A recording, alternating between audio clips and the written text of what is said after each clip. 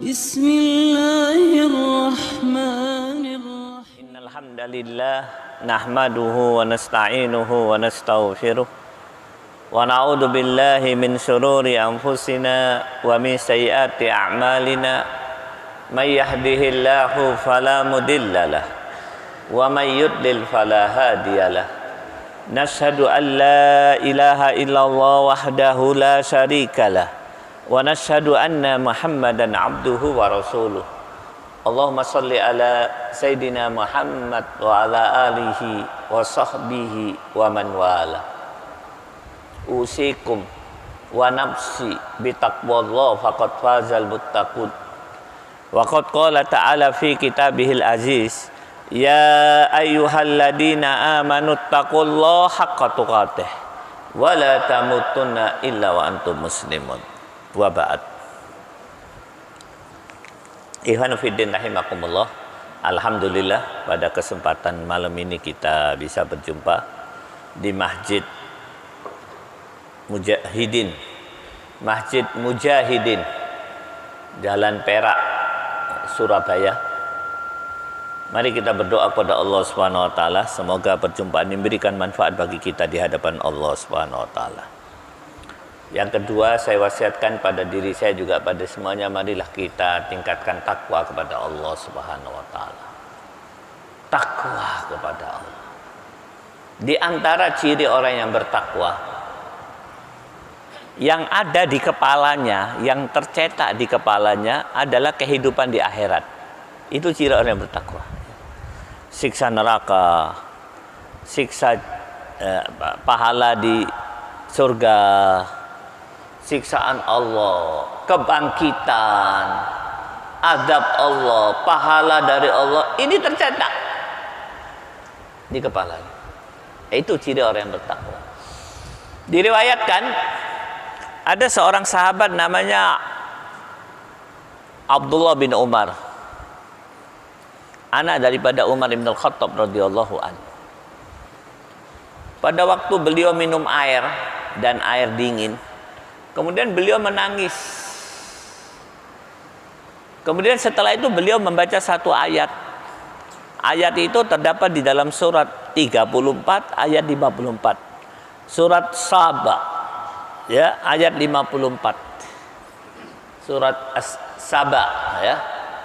Wahila bainahum wa baina ma yashtahun. Yang artinya di dalam bahasa Indonesia, dihalangi mereka dengan apa-apa yang mereka inginkan. Wahila bainahum wa baina ma yashtahun. Dihalangi mereka dengan apa-apa yang mereka inginkan. Kemudian Abdullah bin Umar berkata, sekarang saya baru tahu, ternyata di neraka orang-orang ahli neraka tidak akan pernah mendapatkan semua yang mereka inginkan. Termasuk air pun mereka tidak akan mendapatkannya. Kemudian beliau baca ayat. Ayat ini terdapat di dalam surat 7 ayat 50. Wa nada ashabun nari ashabal jannah an afidu alaina minal ma au mimma razaqakumullah. Masya Allah. Ayat ini menjelaskan pada satu waktu dengan kekuasaan Allah itu jannah dan neraka didekatkan oleh Allah. Seret dengan kekuasaan Allah. Sehingga kedua penghuni bisa saling melihat. Pada saat penduduk surga diberi kenikmatan oleh Allah dengan puncak kenikmatan, penduduk neraka melihat, maka penduduk neraka berkata, wa nada ashabun nari ashabal jannah an afidu alaina minal ma au mimma razaqakumullah. Penduduk neraka berkata, ya Allah, wahai penduduk surga, tolong lemparkan kepadaku segelas air minum dan makanan yang Allah berikan kepadaku. Wa qalu innallaha harramahuma 'alal kafirin. Kemudian penduduk surga mengatakan, bukan kami tidak mau memberi, Tapi kalian harus tahu, innallaha harramahuma 'alal kafirin. Allah mengharamkan seluruh kenikmatan yang kami dapatkan ini buat kalian orang kafir, ahli neraka. Seluruh yang kami dapatkan diharamkan buat kau, wahai penduduk neraka. Itu yang diingat oleh Abdullah bin Umar. Ikhwan fillah rahimakumullah. Menarik sekali kisah ini untuk kita cermati. Coba lihat Abdullah bin Umar di puncak kenikmatan. Pak, di antara puncak kenikmatan orang yang tinggal di padang pasir di musim panas yang amat sangat panas, itu minum air dingin. Puncak kenikmatan, salah satu puncak kenikmatan. Pada saat berada di puncak kenikmatan, yang diingat oleh dia keadaan penduduk neraka. Nggak main-main. Di puncak kenikmatan yang ada di kepalanya keadaan penduduk neraka.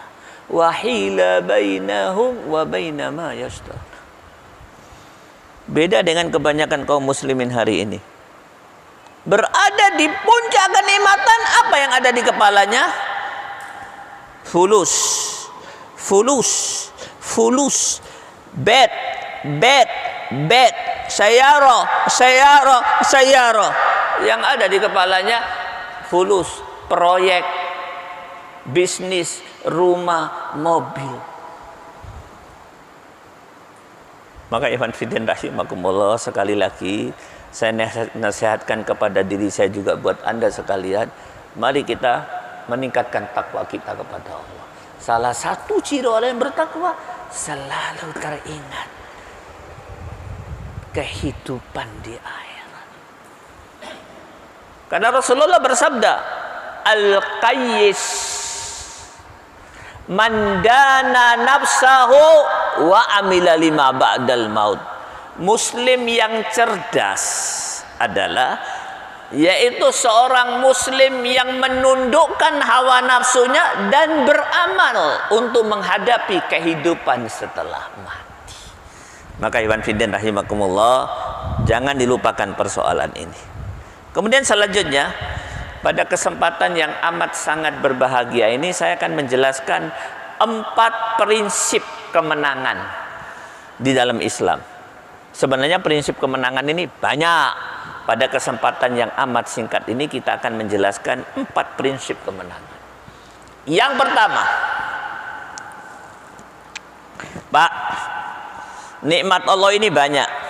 Allah berfirman, selalu saya sampaikan ayat ini di dalam surat 14 ayat 34, wa in ta'uddu ni'matallahi la tuhsuha. Jika kau mau menghitung nikmat Allah, kau tidak mampu. Kenapa? Karena banyak. Tidak ada satu manusia pun di muka bumi ini kecuali atas izin Allah yang mampu menghitung nikmat Allah. Banyak sekali. Nah, di antara nikmat Allah itu banyak nih saya sampaikan. Di antara nikmat Allah, Allah berfirman, innallaha yaghfirud dzunuba jami'ah. Nikmat. Sesungguhnya Allah akan mengampuni seluruh dosa. Nikmat. Kalau kita punya dosa, kemudian kita bertobat kepada Allah, innallaha yaghfirud dzunuba jami'a. Kalau ada yang mencatat surat Az-Zumar 53. Sesungguhnya Allah mengampuni semua dosa. Banyak kenikmatan Allah itu. Salah satunya, ini penting, kenikmatan Allah yang besar adalah Allah memberikan kemenangan kepada orang-orang yang beriman. Apa kata Allah? Wa kana haqqan alaina nasrul mu'minin. Loh, serius loh ini? Ayat ini serius. Wajib bagiku, kata Allah, untuk menolong orang-orang beriman. Kenapa? Karena salah satu kenikmatanku, kata Allah, yang aku berikan kepada orang mukmin, mereka akan menang. Karena aku akan tolong. Nih, mari kita baca beberapa ayat ya. Allah berfirman di dalam surat 5 ayat 3. Apa kata Allah? Al-yauma ya'isal ladina kafaru min dinikum fala tahsauhum wahsauni. Serius ini.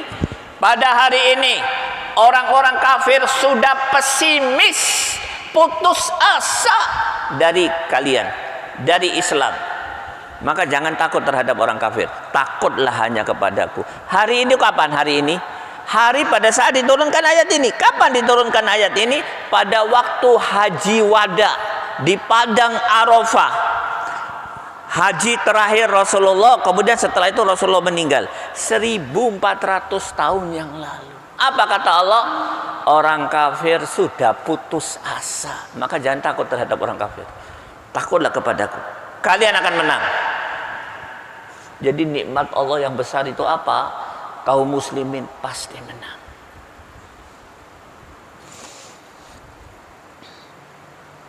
Di dalam surat Al-Fajr, ya, anak kita hafal ayat ini. Mulai dari ayat 6. Allah berfirman, ya nanti dibaca di rumah. Anak kita hafal semua. Apa kata Allah? Alam taro kaifa fa'ala rabbuka bi'at iramadatil allati lam yukhlaq misluha, sampai ayat selanjutnya saya percepat, fasobba alaihim rabbuka sauta. Di dalam ayat ini Allah mengatakan, menyebut 3 bangsa yang istimewa. Lam yukhlaq misluha fil bilad. Belum pernah diciptakan bangsa yang istimewa sepanjang sampai hari kiamat melebihi 3 bangsa ini. Bangsa Ad, bangsa Samud, bangsa Fir'aun. Mereka mempunyai keistimewaan pada berada di puncak kekayaan, di puncak kekuatan, di puncak kemegahan. Mereka menantang Allah dan Rasulnya. Apa kata Allah? Fasobba alaihim rabbuka sauta adab. Allah mencabuk mereka dengan cambuk adab. Hancur mereka. Tidak berbekas kecuali peninggalan dari benda-benda mati.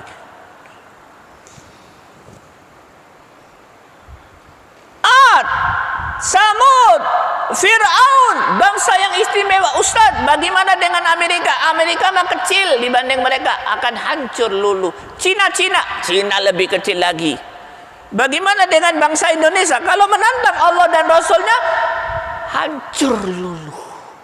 Kalau menantang Allah dan Rasulnya, bangsa manapun tidak ada apa-apanya di hadapan Allah Subhanahu wa Ta'ala. Kenapa?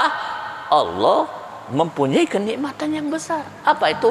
Akan menolong orang-orang yang beriman. Ini yang pertama, Pak. Prinsip yang kedua. Nah, ya. Ini prinsip yang pertama. Prinsip yang kedua apa? Waktu tahun 1980, yaitu terjadi peperangan di Afghanistan antara mujahidin dengan mulhidin Rusia, kaum ateis Rusia. Peperangan. Pada saat itu saya didatangi beberapa tokoh kaum muslimin di rumah saya, pemuda-pemuda yang ya lumayanlah untuk daerah Surabaya termasuk tokoh. Dia mengatakan kepada saya, Syekh, Yai, kau bilang orang-orang muslim pasti ditolong, mujahidin pasti menang, ditolong oleh Allah. Coba ente lihat, mujahidin Afghanistan diusir, dibunuh, dipenjarakan, terbunuh, terhina. Mana buktinya? Saya bilang betul. Mujahidin Afghanistan banyak yang dibunuh, bayi baru lahir pun dibom mati. Bahkan saya bilang, waktu Rusia meninggalkan Afghanistan karena kalah, Rusia menabur sekian juta ranjau. Ya, ditanam di tanah-tanah di bumi Afghanistan. Pada saat mujahidin jalan, terkena ranjau itu meledak, banyak mujahidin dan keluarganya meninggal. Bahkan banyak pula di antara mereka yang hidup kakinya buntung. Betul, itu terjadi. Bahkan yang lebih sadis lagi, waktu Rusia meninggalkan Afghanistan, digantikan oleh Amerika dan tentaranya, Amerika tahu banyak ranjau. Amerika tidak mau menurunkan pasukan terjun payungnya Kalau diturunkan akan menginjak ranjau dan mati. Maka apa yang dilakukan oleh Amerika? Dilakukan satu kejahatan perang yang paling jahat. Apa itu? Mereka menjatuhkan makanan di ladang ranjau itu. Kaum mujahidin yang lapar merebut makanan itu, bersamaan dengan mereka memegang makanan, ranjau terinjak, meledak, meninggal pula mereka. Setelah bersih tanah itu, ranjaunya meledak semua, baru tentara Amerika menurunkan pasukan Amerika, pesawat Amerika menurunkan tentaranya, terjun payung. Betul, mujahidin kalah, tapi ente harus tahu, antum harus tahu definisi kekalahan dan definisi kemenangan menurut Allah dan Rasulnya. Ini banyak kaum muslimin yang tidak tahu. Apa itu? Baca ayat ini, saya penting sekali. Surat Al-Baqarah 120 kalimat yang ketiga. Langsung saja kalimat yang ketiga. Wala inittaba'ta ahwa'ahum ba'dalladzi ja'aka minal 'ilm ma laka minallahi min waliyyin wala nasir. Baca artinya ya, yang keras. Dan jika engkau mengikuti keinginan mereka setelah ilmu kebenaran sampai kepadamu, tidak akan ada bagimu pelindung dan penolong dari Allah. Jika engkau melakukan satu kesalahan, kata Allah, maka aku akan mencabut jaminan perlindungan dan jaminan pertolongan. Allah mencabut jaminan perlindungan dan pertolongan. Tidak akan ditolong lagi oleh Allah dan tidak akan dilindungi. Dan itu kekalahan yang sebenarnya. Kalau melakukan satu pekerjaan, apa pekerjaan itu? Mengikuti ideologi orang kafir. Maka dari ayat ini para ulama yang lurus mengambil satu definisi yang tepat. Apa kata mereka? Ini ulama mujahidin ini yang saya pakai. Apa kata mereka? Kekalahan adalah apabila mengikuti ideologi kekafiran. Kemenangan adalah kebalikannya, apabila tetap istiqomah berpegang teguh kepada hukum Allah Subhanahu wa taala walaupun terbunuh-bunuh. Maka saya katakan kepada tokoh kaum muslimin yang datang ke rumah saya, mujahidin Afghanistan menang. Apa buktinya? Mereka menegakkan hukum Allah. Yang kalah ente. Ente yang kalah. Walaupun ente dengan baju bagus, mobil bagus, tapi ente tunduk kepada ideologi orang-orang kafir, ente kalah.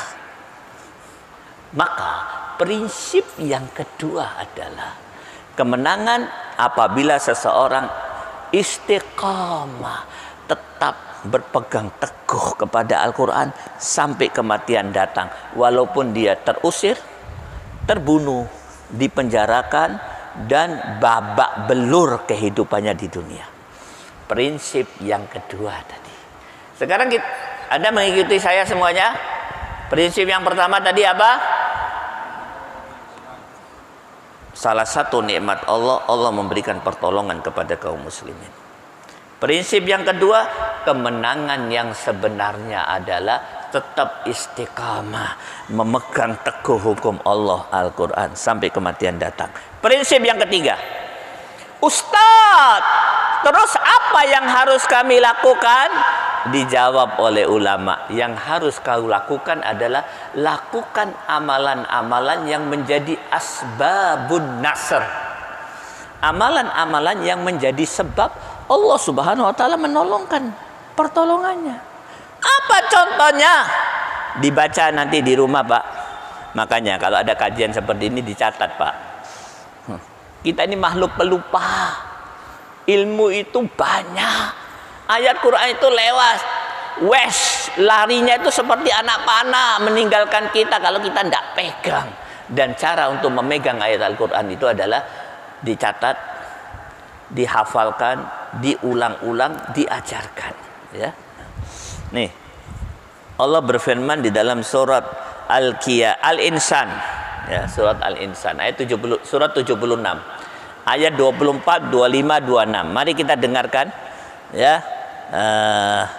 Coba dibaca saya dengan suara yang bagus, artinya saja. Surat 76, ingat Al-Insan ayat 24, 25, 26. Baca. Maka bersabarlah kamu untuk melaksanakan ketetapan Rabbmu. Apa Ustaz? Enggak begitu kelihatan. Oh iya. Enggak pakai kacamata. Bagus. Ini hati-hati loh, Pak. Kalau membaca Quran sudah enggak jelas. Karena mata kabur, hati-hati. Kematian sudah dekat. Ya. Maka hati-hati. Sebelum kematian datang, usahakan sudah membaca Al-Quran semuanya, balik-balik semuanya, dan memahaminya. Ya? Tandanya jelas, mata sudah kabur. Baca ya, Hi.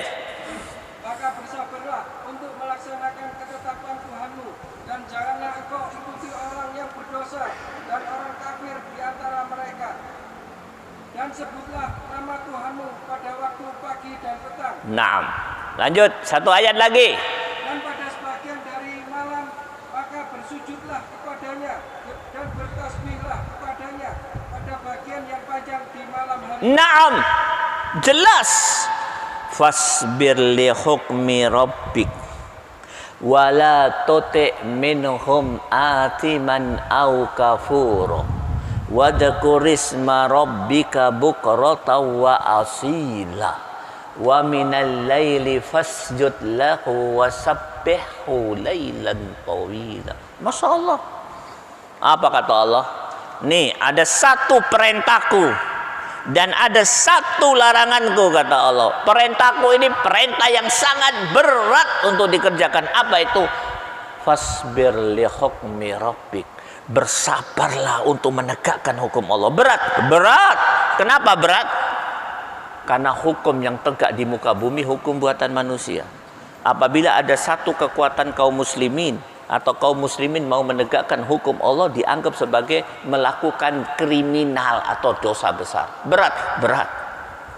Tapi Allah memerintahkan, harus kau sabar menegakkan hukum Allah. Berat ya Allah, perintahku kerjakan. Yang kedua, larangan Allah. Berat dikerjakan, berat. Apa larangannya? Wala tuti minhum atiman au kafuro. Jangan kau taati asiman, para pendosa dan orang-orang kafir. Kenapa berat? Karena kehidupan di muka bumi di zaman sekarang dibangun di atas pilar ketaatan kepada orang-orang kafir dan orang munafik dan orang-orang pendosa. Tiba-tiba Allah memerintahkan jangan taat, sulit, sulit. Tapi ini perintah Allah, harus dikerjakan, wajib.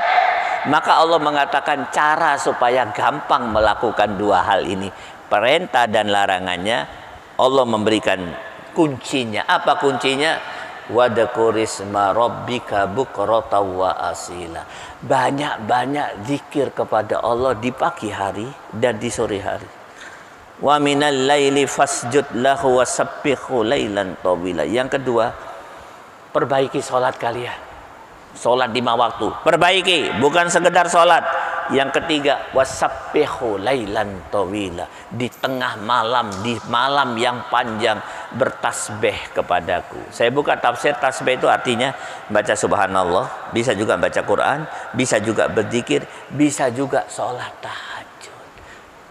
Maka Ustadz, untuk mudah melakukan itu, satu perintah dan satu larangan, perintah menegakkan hukum Allah dan larangan taat kepada hukum buatan orang kafir, lakukan 3 hal. Berzikir sepanjang siang dan malam, sholat yang bagus, dan di sepanjang malam bertasbih kepada Allah, baca Quran, zikir, baca subhanallah, dan sholat tahajud. Nah, inilah asbabun nasr. Tentu tidak semua, sebagian. Ayat yang lain banyak. Amalan-amalan yang apabila kita kerjakan, Allah akan memberikan pertolongan kepada kita. Prinsip yang ketiga sudah saya sampaikan. Tugas kita melakukan amalan yang menjadi sebab Allah memberikan pertolongannya. Prinsip yang keempat. Nah, terakhir. Baru setelah itu tanya jawab. Apa prinsip yang keempat? Hindarkan diri daripada asbabul hazimah. Apa itu? Sebab-sebab amalan-amalan yang apabila kita kerjakan Allah akan memberikan kekalahan. Padahal Allah sudah berjanji kau akan menang, tapi kita melakukan satu kesalahan yang serius. Allah menarik jaminan kemenangannya dan kau akan kalah. Apa itu? Banyak. Salah satunya mari kita cermati satu ayat yang sangat bagus tapi jarang difahami oleh kaum muslimin. Surat 3 ayat 155. Innal ladina tawallaw yaumal taqal jam'a innamastazallahumus syaiton bi ba'di ma kasabu. Yang artinya dalam bahasa Indonesia, sesungguhnya orang-orang yang berpaling meninggalkan perjuangan di puncak perjuangan. Pak, di puncak perjuangan itu contohnya di peperangan sudah menghadapi orang kafir, ditinggalkan medan peperangan. Dia tinggalkan orang kafir. Banyak maaf, alafumina, assalamualaikum, tinggalkan orang kafir di puncak perjuangan. Atau sedang berdakwah di puncak perjuangan dakwah di mana kaum muslimin terkena musibah atau fitnah kemaksiatan di mana-mana, dakwah sangat perlu, dia tinggalkan dakwah di puncak perjuangan. Atau pada saat kemungkaran ada di mana-mana, dia mestinya melakukan amal ma'ruf nahi mungkar, dia tinggalkan pekerjaan itu. Ini dosa besar. Apa sebabnya itu terjadi? Ini dosa besar. Sebabnya terjadi adalah istazallahumus syaiton bi ba'di ma kasabu. Dikelincirkan oleh syaiton dengan sebab-sebab amalan yang dia lakukan jauh-jauh hari sebelum berada di puncak perjuangan. Contoh, 1 tahun atau 2 tahun sebelum berada di puncak perjuangan, dia selalu melakukan dosa-dosa kecil. Dosa kecil. Akumulasi daripada dosa kecil itu menjadi sebab bagi syaitan untuk menggelincirkan dia di puncak perjuangan. Tidak mau berjuang lagi. Pada saat orang kafir berada di puncak kekuatan, kaum muslimin di puncak kelemahan, dia sibuk hanya cari duit. Istazallahumus syaiton bi ba'di ma kasabu. Apa dosa-dosa kecil yang biasa dia lakukan yang kemudian menjadi sebab dia digelincirkan oleh syaitan di puncak perjuangan? Setiap malam nonton Liga Inggris contohnya. Setiap malam main catur. Setiap malam jagongan cangkruan, tidak pernah baca Al-Quran, tidak pernah khusyuk berzikir, tidak pernah memperbaiki sholat, tidak sholat di masjid, kasar terhadap istrinya, tidak kasih sayang terhadap anaknya, pelit, kadekut, masjid. Ini semua akan menjadi sebab dia digelincirkan. Nah, inilah asbabul hazimah. Maka Ikhwan Fiddin rahimakumullah, sudah saya sampaikan alhamdulillah 4 prinsip perjuangan. Saya ulang kembali supaya nggak lupa. Yang pertama, kemenangan adalah nikmat Allah, janji Allah. Jangan khawatir, kaum muslimin pasti menang. Yang kedua, jangan salah definisi. Kemenangan itu bukan kekuasaan saja. Kemenangan itu tetap berpegang teguh kepada hukum Allah. Baik dalam keadaan menang, dalam keadaan sedang berjuang, maupun dalam keadaan kalah. Ustadz, kami berjuang tapi tidak menegakkan hukum Allah. Yang kami tegakkan hukum buatan manusia, demokrasi. Kau tidak sedang mempunyai berjalan di jalan yang lurus. Tidak. Dan definisi tentang kemenangan yang ada di kepalamu salah. Kalau istilah ulama at-tasawwurat al-batila anil Islam, mempunyai persepsi yang salah tentang Islam, dalam hal ini tentang kemenangan. Hati-hati. Prinsip yang ketiga, apa yang harus kami lakukan ya Ustadz? Para ulama menjawab, lakukan amalan-amalan yang menjadi sebab Allah menurunkan pertolongannya. Allah sudah janji, tinggal diturunkan. Lakukan. Dan yang keempat, lakukan sebab-sebab amalan-amalan yang menjadi sebab Allah Tinggalkan, yang keempat saya ulangi, tinggalkan amalan-amalan yang menjadi sebab Allah Subhanahu wa taala memberikan kekalahan kepada kita. Maka Iwan Fidin rahimakumullah, walaupun agak sedikit serius, ya memang sudah tiba saatnya buat kita ngaji serius.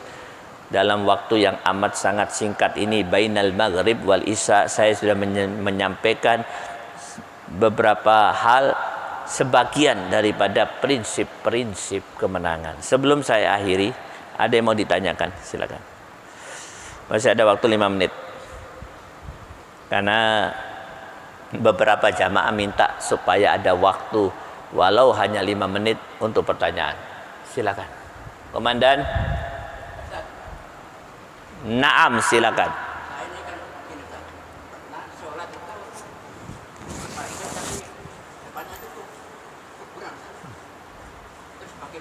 Nah, oke. Ini masalah fikih, banyak pendapat. Ya, ada yang mengatakan begini. Oke, saya menyampaikan salah satu pendapat. Jangan disalahkan menurut pendapat yang lain. Kalau saling menyalahkan bahaya. Karena dalam fikih itu bisa beberapa pendapat. Bisa juga beberapa pendapat itu benar. Ya, ini ambil contoh ini. Perbedaan pendapat antara Ibnu Umar dengan beberapa sahabat dalam hubungannya dengan mencium Hajarul Aswad pada saat tawaf. Sebagian sahabat mengatakan, Ibnu Umar mengatakan wajib cium. Sahabat yang lain, Ibnu Abbas mengatakan tidak perlu, cukup angkat tangan.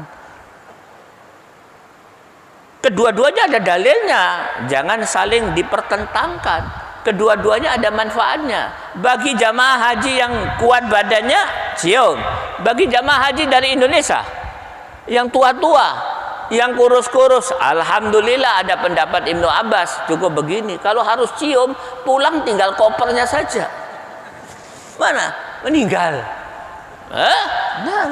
Nah, maka ada salah satu pendapat yang mengatakan tidak apa-apa kalau antara masjid dan kuburan itu ada tembok yang memisahkannya.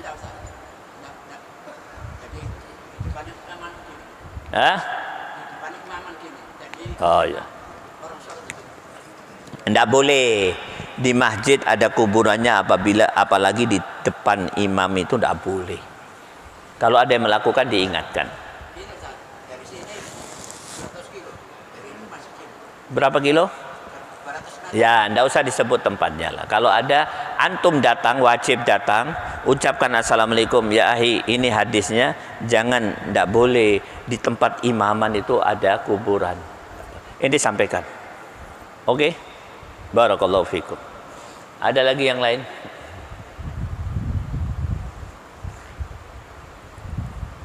Masih ada? Cukup saya rasa ya. Nah, maka sekali lagi saya ingatkan dengan apa yang saya sampaikan di awal tadi. Ini penting sekali. Ciri orang yang bertakwa selalu ingat, tercetak di dalam hatinya, di dalam kepalanya pemandangan hari kiamat. Ingat betul, tidak dilupakan sama dia. Nah, contohnya seperti Abdullah bin Umar itu, ya. Pada saat berada di puncak kenikmatan, minum air dingin, air es. Padang pasir loh ini. Kalau di Malang minum air es mah biasa. Ini di padang pasir, di puncak kenikmatan, dia menangis. Ditanya, kenapa Anda menangis? Aku teringat Allah berfirman. Ya, di dalam surat Sabah, surat 34 ayat 54. Wahila bainahum wa mimma yastahun.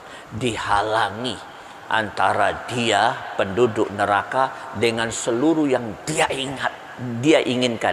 Dihalangi, dibatasi penduduk neraka dengan seluruh yang dia inginkan. Seluruh, walaupun itu air, makanan, semuanya dia tidak mendapatkan kenikmatan. Kemudian saya ingatkan ayat yang dibaca oleh Abdullah bin Umar. Saya ulang lagi, surat 7 ayat 50. Ingatnya gampang, 750 ya. Surat Al-A'raf ayat 50. Apa kata Allah? Wa nada ashabun nari ashabal jannah an afidu alaina minal ma'aw mimma razaqakumullah.